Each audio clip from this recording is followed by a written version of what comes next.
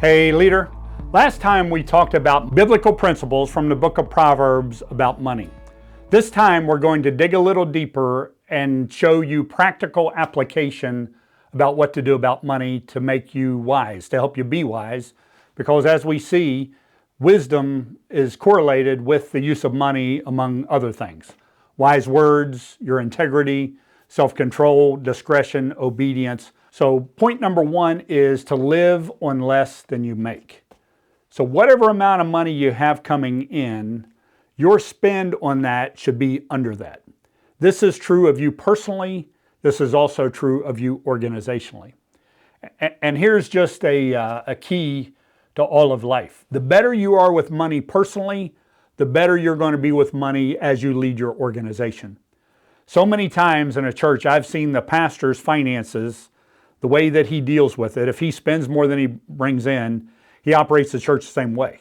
And you can't do that. I mean, you can do it for a while, but it's going to hit the wall at some point, and there's going to be a lot of problems created. Whereas if you just live on less than you make personally, so whatever the amount is monthly, you have a budget that you live on less than that, because you have to have some margin. As we all know, things go wrong, right? The tires go bald. Sometimes somebody bumps you in the parking lot. The water heater goes out. So all of that needs to be built into your system or built into your budget. So for me, when I get paid a check, deposited into the bank, then I have areas where these dollars go. It goes wherever I tell it to go. And if I don't tell it to go, it just seems to go wherever it wants to go. Because you live on less than you make. You know the reason for that? It's because money leaks. It just goes away. You say, well, how can that be? Okay, let's try it out here. I want you to tell me exactly what you did with the last $30 you had. You can't do it. Now you may have a general idea. Well, I stopped and got a coffee for $1.59, but you really don't know what happened to that, unless you have a budget, unless you know exactly what happened. Now, there's carrying around money as part of your budget, right? So you live on less than you make. That's point number one. Point number two, this is something, I don't think I even ever read this book, but the title of the book was Develop Multiple Streams of Income. So I think for people individually and also for organizations, you need to have more than one stream of income coming in. So if in your family, in your household, you only have one income and something happens to that income, it's a major blow. But if you develop other streams of income, you can take a hit in one or two of those streams of income, but it still is not going to be a catastrophe if you have those other streams of income coming in. So it may be for pastors, you preach somewhere else, they pay you, they give you a check. It's very important that you determine what you're going to do with that check before it goes to the bank. Else it just kind of goes away, right? Or you may have written books, you bring in residual income that provides another stream of income. Maybe that you're a YouTuber, maybe you're a TikToker and you have at least 1,000 followers, I think is the guideline where you can start making money off of some of those things. Lots of different ways of doing that, but I always strive to have multiple streams of income. One person, and I'm not saying this is the guideline for you, how many streams of income should you have? A friend of mine says 10. Well, how in the world are you going to have to?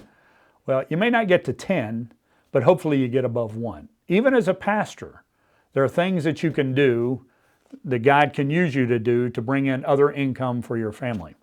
So number one, live on less than you make. Number two, develop multiple streams of income. And then number three, create your plan. You might call it a budget. I call it a plan. So here's how mine goes. First 10%, I don't even consider it mine, goes to the Lord. It goes to a certain account. Now that account, we tithe, right? On what comes in, it goes out. Then about 10 to 15%, you want to either save it or invest it. Now, what I'm telling you is very difficult, especially if you're young. As you can tell, I've been around for a while, so we paid off a lot of things. We don't owe money on any cars. We still have a mortgage that we pay. But other than that, and we put a little bit on credit cards.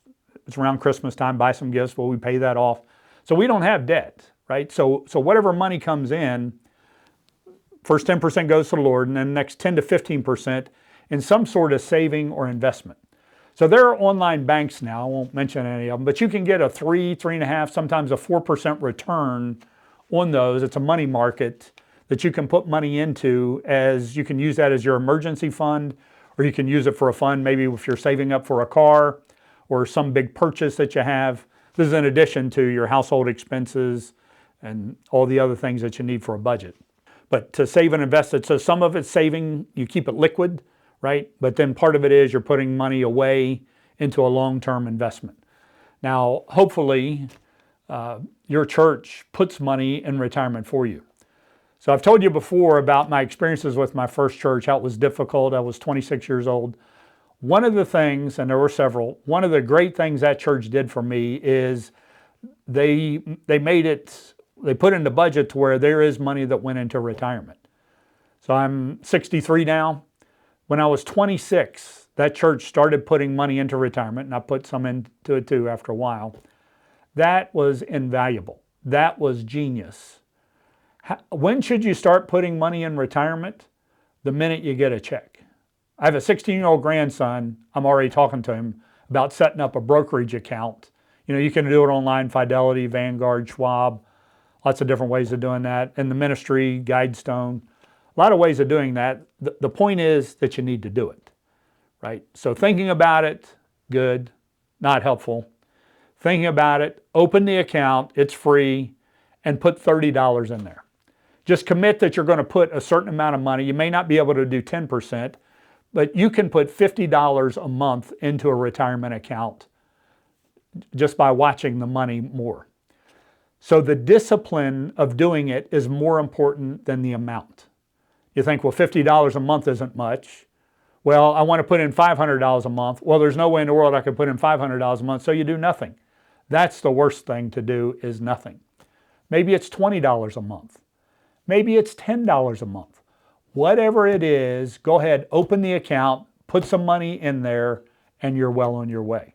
So first 10% goes to the Lord, next 10, 15% saving, investing, and then you live off the other 70% of that. There are a lot of resources to show you how to do that. The most important thing is that you do it. It's kind of like when I talk to people about working out. So what do you think most people do when you talk to them about working out? Well, they want to buy the shoes. Well, they want to buy some shorts. Well, they think they should get a gym membership, or they want to get a treadmill, or they want to... What I tell them is, walk out the door right now and start walking. Just go walk for 20 minutes and you're well on your way. And you can figure all that stuff out later. You don't need to buy a subscription to Runner's World before you start. Just go ahead and start. Same thing with money. Well, I need to research all this. No, you don't. You don't need to research all that to put $20 a month in some kind of account. Just go ahead and do it. And then after you're doing that, as you're doing that, then research it. But you need to get going. So money is very important. A lot of life centers around money. What are you going to do? What are you going to wear? What are you going to eat? How much money do you have? It goes back to that question. So the way that you manage money will develop disciplines in you that God can use for greater and greater things. Because when you're faithful, when there aren't many zeros at the end of your check, you can use those same principles and strategies when there are more zeros, either on your check or more zeros on the organization that you're serving. But a key part of wisdom is not just knowing about money, but also applying it to your life, first personally and then organizationally. We hope that you liked the video. These are all things that God has taught me over the years that I share with other people.